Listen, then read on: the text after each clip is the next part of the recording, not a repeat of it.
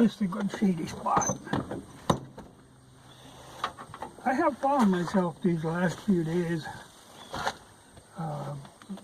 doing a lot of videos and never upload them. Or I did one the other day that I uploaded and I left up for a few hours. When I got up to like 1,000 views, I deleted it only because I know if they'd caught on to it, it would have been taken down. And I probably would have got a strike. But that's a heck of a thing to have to work with. You know, you got to be so careful of what you say. And there's so much craziness going on, and you're just kind of supposed to ignore it. It's, you know, don't talk about it. But it's funny, the news is really great about that, about not talking about stuff. You know, because now where it came out that drone strike that they did in retaliation for that suicide bomber was a complete disaster. You know, that they actually ended up taking out an American aid worker and an innocent family. You know, but a lot of that goes on. But it was, you know, it was just Biden trying to show how tough he was. But they're absolutely sure, you know, and then, you know, turns out it wasn't so sure. But, you know, that sort of thing happens all the time. And I think you're going to see a lot more of it, though you probably won't hear about it. But they want to get into the, you know, that was a favorite tactic of Obama, was the droning. And I don't think they're going to let this one stop them. They're just going to make sure nobody finds out about it next time, you know, because that hurts their whole plan. But I expect things to get a little iffier now. Well, it's already starting. A lot of people are just going to refuse to do their job, or just going to quit working with this whole mandate thing going into effect. You know, that'll be interesting to see, but I have been, you know, stocking up stuff, so, you know, because I expect this sort of nonsense to happen. But I know things are going to be in short supply because the supply chain is going to completely fall apart. All the warehouse workers, all of the truck drivers in particular, you know, anybody hauling freight, you know, to me it's a shitty job anyway. And then to have another, you know, interference from the government, and I don't think those people are going to put up with it. So we'll see. And then the one thing I was going to mention that you never hear about, but there is going to be a protest next weekend, next Saturday in Washington, to do with the people from the riot, you know, the great insurrection, when you arrested like 600 people and there's still a pile of them sitting in jail with no charges, no bail, you know, totally illegal, but they're just political prisoners at this point. It's funny how they can do all this stuff they accuse other people of doing. They can do it not bat an eye. Doesn't bother them in the slightest. But, like I said, there's going to be a protest. I think they are permitted for 500 people, but I wouldn't be surprised if they get like 5,000 people. You know, just trying to get some justice for these people, you know. But they did put up the fence again, I believe. they were planning on it, and I think that's up now. And they're debating on the National Guard, though, like I said, they really don't have a lot of faith in the National Guard. They would sooner use their Capitol Police, which I think they've been building the force up, so, you know, they maybe have enough to get some semblance of control. And I think they got rid of all the ones that like waved people in and stuff. You know, because like these protesters now that are sitting there, they're having trouble coming up with charges for them because, you know, how can you charge somebody for, you know, the most they can get it for is like trespass. Well, if the guard waves you in, how can you be charged with trespass? That's a little tricky. But they fired a few of them guards for doing that. But it's going to be interesting to see what happens this time. You know, we'll see. But I think with these mandates now, we're going to be seeing protests and riots on the scale of what you see in, well, like in England or in France. You know, normally the right doesn't do a lot of protesting.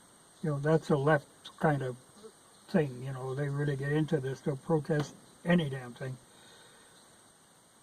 But I think they have overstepped it to the point now where you're going to see a great reaction from the right, way more than they expect.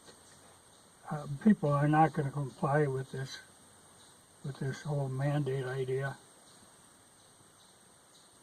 and justly so. I mean, it's totally unconstitutional. But there again, they're trying to use the federal authority through OSHA, of all things now, to push this, much like on with the rents and the whole housing thing when they were using the CDC to do it. You know, they use that as kind of a foot in the door. Eventually the Supreme Court will knock it down, but there's always that slow reaction time, so they're just hoping that they can force a lot of people into this before they get shut down. But they're already getting a lot of pushback, like from a lot of the military, police departments, fire departments. I know a whole bunch of bus drivers went on strike. You know, there's going to be a lot of that. And I don't know how they're going to handle that. You know, they're going to have to back off of it, but the one thing they don't want to do is lose face, and they are going to lose face if they back off on it. So, remains to be seen. But I'm hopeful that this will get someplace, but like I say, it's going to get worse before it gets better. It's going to get real ugly.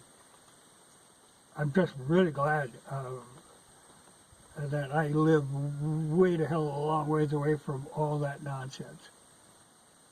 I can't imagine being stuck in that, because it's going to get bad.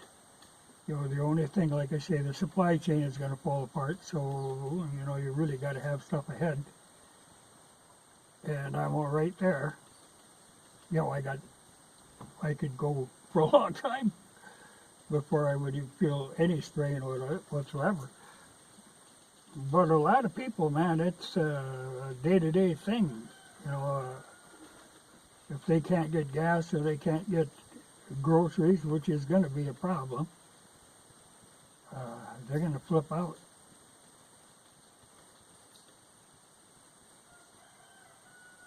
Now it'll be interesting to see. Well, I'm out doing a little test drive. I was monkeying around with it, but you know, I was changing transmission fluid and all that stuff. But then after I got it down, I remembered, damn, I got a brand new speedometer cable just sitting here that I was going to put on. So now I got to jack it up again to get the speedometer cable on. But that's the problem. You know, like this type of a car, I'm so used to working on like my pickup or my M37. You don't have to jack them up. You just crawl underneath. There's all kinds of room. This thing, you don't got no room under there. So I got to jack her up again. But it would be good to have the speedometer cable on. I think legally you have to have it on. And it'd be good to have the odometer working again because she's stuck at 130,000. Now, it's probably got closer to 175,000 on. That hasn't worked for a long time. I remember back the day that it turned over to 100,000, I took a picture of it, but that was many years ago, so I'm sure I got like 170 on now.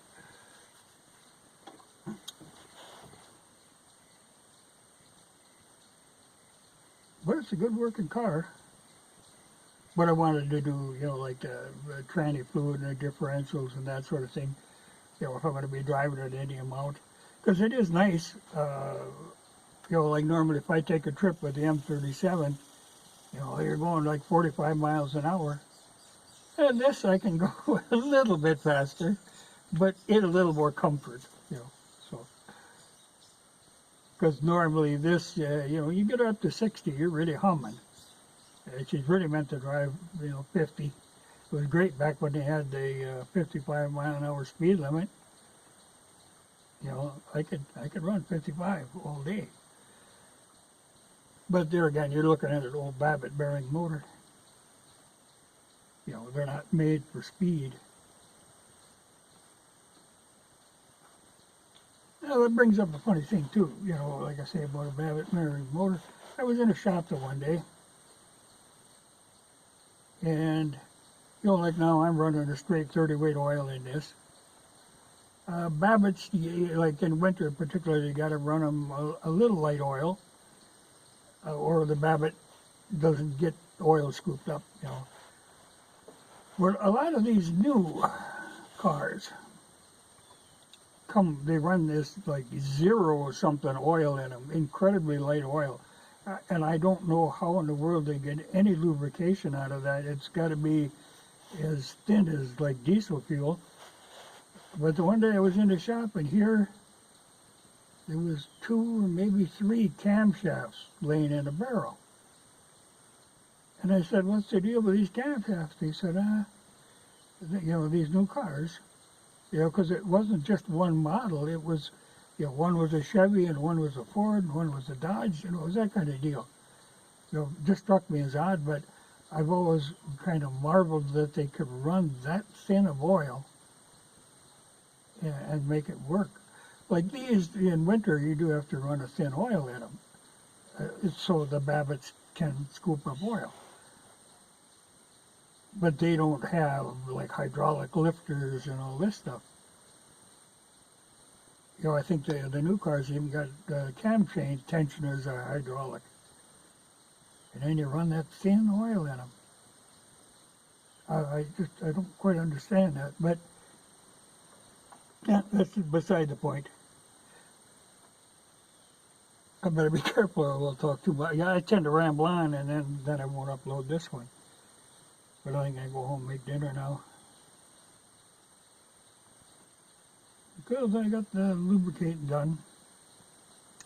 And I think I got greater work to do.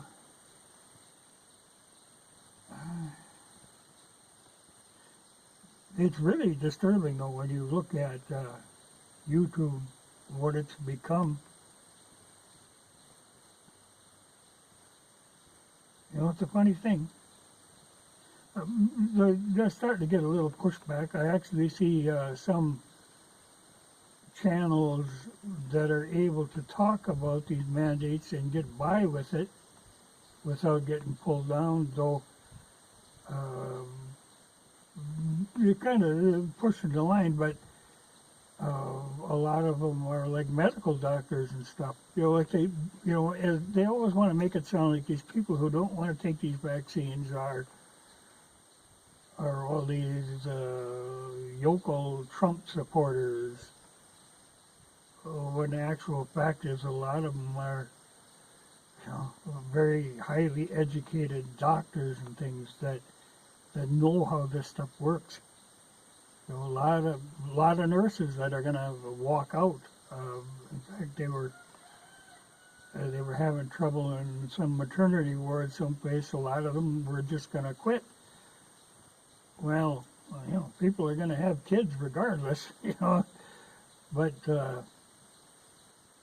there's going to be big problems coming up in every industry, and all of these things that we managed to keep going.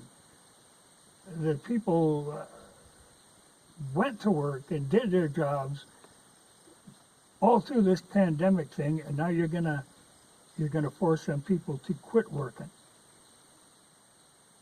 It's gonna leave you in a hell of a spot. I mean, you can't get people to do jobs now. The people who are doing the jobs, you're actually gonna mandate them out of business. You know, the point of that I don't see. But there's a lot of stuff going on in this last year that I haven't seen the point of. But this, I think, is going to be the last straw. I think this is going to really push things over the line. And it's not only here, man, it's all over the world. You look at the problems that are going on, you know, the riots and protests and stuff. We're going to see a lot of that here, you know, and even, you know, like the terrorism. I mean, we've been isolated from that pretty much. Not anymore. We imported a whole bunch of terrorists, so we're going to get our share now. They will get revenge for all our drone strikes, and rightfully so. Oh, well.